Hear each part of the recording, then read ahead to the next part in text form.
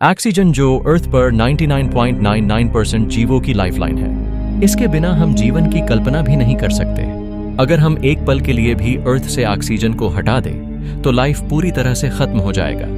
पर हैरानी की बात यह है कि इस धरती पर ऑक्सीजन हमेशा से मौजूद नहीं था। एक वक्त ऐसा भी था जब अर्थ पर ऑक्सीजन थी ही नहीं, लेकिन जब अर्थ पर ऑक्सीजन बन रहा था तो वो जीवन देने नहीं आई थी, बल्कि जीवन को खत्म करने आई थी।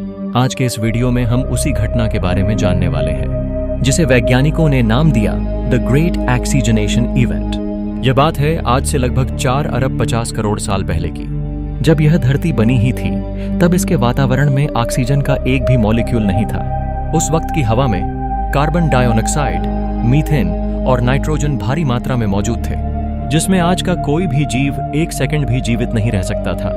पर उस जहरीली दुनिया में भी जीवन था, जिसे आज हम एनारोबिक बैक्टीरिया के नाम से जानते हैं। ऐसे सूक्ष्म जीव जिन्हें ऑक्सीजन की जरूरत ही नहीं थी, जो उस जहरीली हवा में भी मजे से जी रहे थे और अरबों साल तक इस धरती के मालिक बने रहे। पर बहुत जल्द ही कुछ नया होने वाला था। यह बात है आज से लगभग 2 अरब 70 करोड़ साल पहले की। समुद्र की उथली सतह पर एक नए किस्म के सूक्ष्म जीव ने जन्म लिया।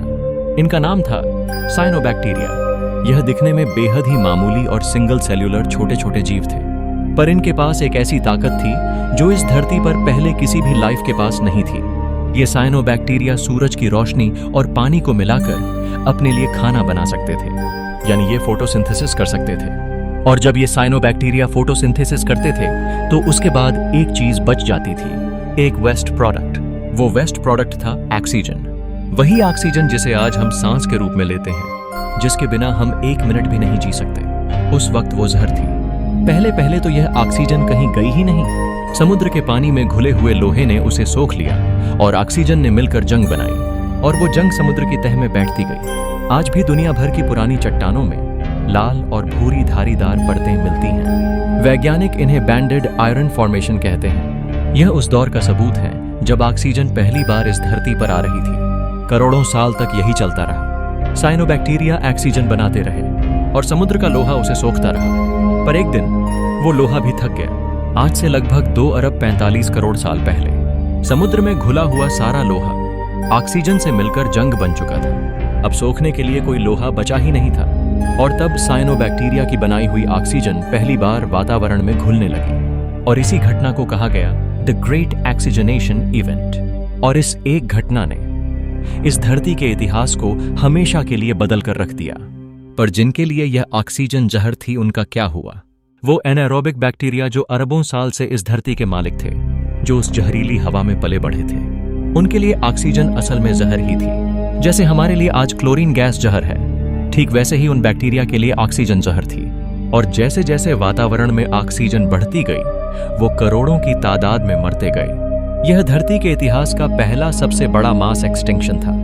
पर यहाँ हैरानी की बात यह है कि इस एक्सटिंक्शन की वजह कोई एस्टेरॉयड नहीं था, कोई ज्वालामुखी नहीं था, कोई बाहरी ताकत नहीं थी। इस एक्सटिंक्शन की वजह थे खुद इसी धरती के छोटे छोटे साइनोबैक्टीरिया, जो बस अपना खाना बना रहे थे। पर यह तो सिर्फ शुरुआत थी। ऑक्सीजन के बढ़ने से एक और तबाही आई। उस वक्त धरती के वातावरण में मीथेन नाम की एक गैस भरी हुई थी। यह गैस एक बेहद ताकतवर ग्रीन हाउस गैस थी।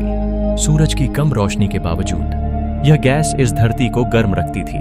पर जब ऑक्सीजन वातावरण में आई तो उसने उस मीथेन से मिलकर उसे नष्ट कर दिया। और जब मीथेन खत्म हुई तो धरती को गर्म रखने वाला वो कंबल भी हट गया। धरती बहुत तेजी से ठंडी होने लगी, इतनी ठंडी कि पूरी धरती बर्फ से ढक गई। वैज्ञानिक इस घटना को ह्यूरोनियन ग्लेशिएशन कहते हैं, और कुछ इसे स्नोबॉल अर्थ भी कहते हैं। यह बर्फ की चादर करोड़ों साल तक बनी रही। उस वक्त अगर कोई अंतरिक्ष से धरती को देखता तो उसे एक सफेद बर्फ का गोला दिखाई देता, जहां जीवन की कोई निशानी नजर नहीं आती थी। तो क्या धरती पर जीवन खत्म हो गया था? नहीं। कुछ एनारोबिक बैक्टीरिया जो किसी तरह बच गए थे, वो समुद्र की गहराइयों में और जमीन के अंदर जाने लगे, उन जगहों पर जहां ऑक्सीजन नहीं पहुंच सकती थी। आज भी वो समुद्र की तलहटी में और जमीन के नीचे पाए जाते हैं, जहां ऑक्सीजन नहीं है। पर यह पर एक नया सिलसिला शुरू होता है।